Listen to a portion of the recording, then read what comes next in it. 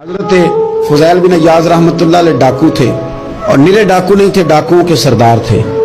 तो इरशाद फरमाते हैं कि मेरा तरीका ये था कि मैं एक पूरे काफिले की सूरत में हमला करता था तो लोग डरा करते थे अगर कि फुज़ैल बिन इयाज़ के डाकुओं ने हमला किया तो फिर नहीं बचते।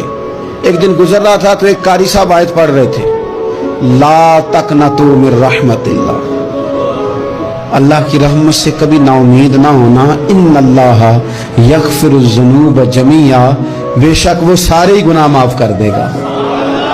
आप फरमाते मेरे दिल में बात असर कर गई। मानना है ना, इसने नहीं मानना, उसने 6666 आयतों का तर्जुमा पढ़ के भी तवज्जो नहीं करनी। आप इरादा करें ना, आप अपने दिल की जमीन को जरखेज बनाएं।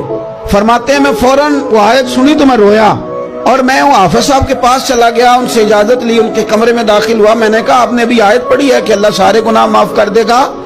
तो जिस बंदे ने कई साल डाके डाले हों, बेटियां रोती रहती हूं पर वो माल लेके आ गया हो, माएं वास्ते देती रहती हूं पर वो लूट के निकल आया हो, अब जी अगर वो बंदा भी सच्चे दिल से तौबा करे तो अल्लाह माफ कर देता है। तो आफो जी कहने लगे मैं कौन होता हूं तुम्हें कोई तफसीर बताने वाला, मैंने तो कुरान की आयत पढ़ी है।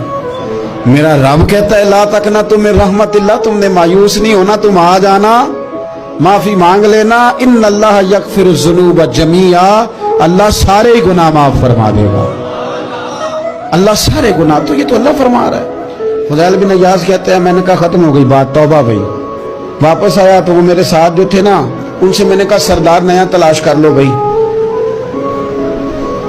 अब इरादे बदल गए, प्रोग्राम कुछ और हो गया। अब तो लोग हमें ताने देंगे, अब तो लोग बातें करेंगे कि उथे की लैन जाना है। फुज़ैल बिन इयाज़ कहने लगे बस भाई तौबा करनी है, अब तुम कोई और सरदार तलाश कर लो।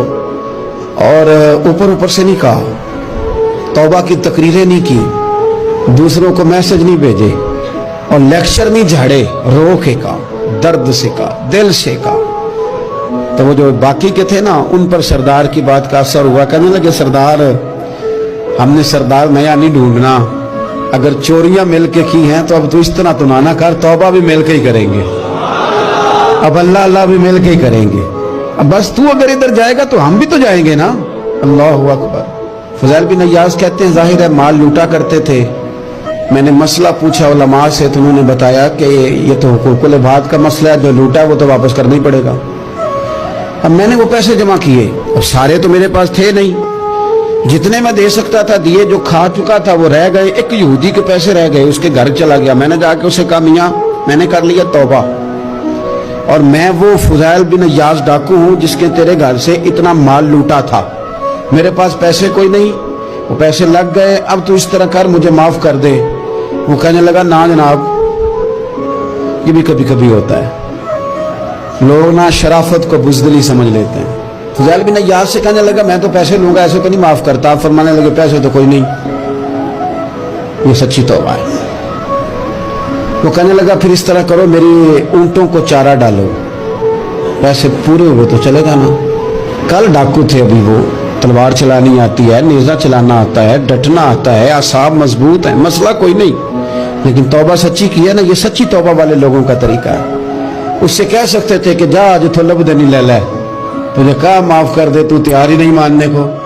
हजरत फुज़ैल बिन इयाज़ कहने लगे अगर ऊंटों को चारा डालने से तू माफी देता है ना, तो मैं तेरे ऊंटों को चारा डालने को भी तैयार। क्योंकि राजी अल्लाह को करना है, अपने ज़मीर से बोझ उतारना है, बंदों के सामने सरखुरू नहीं होना, अल्लाह के हुजूर होना है। तौबा का मतलब है रब की बारगाह में सरखुरू होना, बंदों के सामने नहीं। हजरत फुज़ैल बिन इयाज़ कहने लगे डालेंगे तेरे ऊंटों को चारा, क्यों नहीं डालना। 2-4 दिन चारा डाला तो वो यहूदी एक दिन कहने लगा कि ये ना ठीकरियों से बड़ी हुई थैली है, ये तो जरा उठा के ला। फुज़ैल बिन इयाज़ ने उठा के उसे दी, जब उसने खोली तो अशरफियों की भरी हुई थी। तो आप फरमाने लगे तू तो करता ठीकरियां उठा के ला। कहने लगा मैं तौरात बड़ी पढ़ता हूँ, आलिम हूँ, मैंने तौरात में पढ़ा था कि मुसलमान जब सच्ची तौबा कर लेंगे ना तो रब ठीकरियों को भी सोना बना दिया करेगा, फिर ये मिट्टी के ढेले अशरफियां बना करेंगे। तो मैं ना तेरी तौबा चेक कर रहा था, ये इसमें मैंने रोड़े बड़े हुए थे, लेकिन तू उठा के लाया, तो तेरी तौबा भी सच्ची है और तुम्हारा दीन भी सच्चा है, اب اس طرح کہا، معافی اس شرط پہ دوں گا کہ مجھے کلمہ پڑھا تاکہ میں بھی مسلمان ہوں.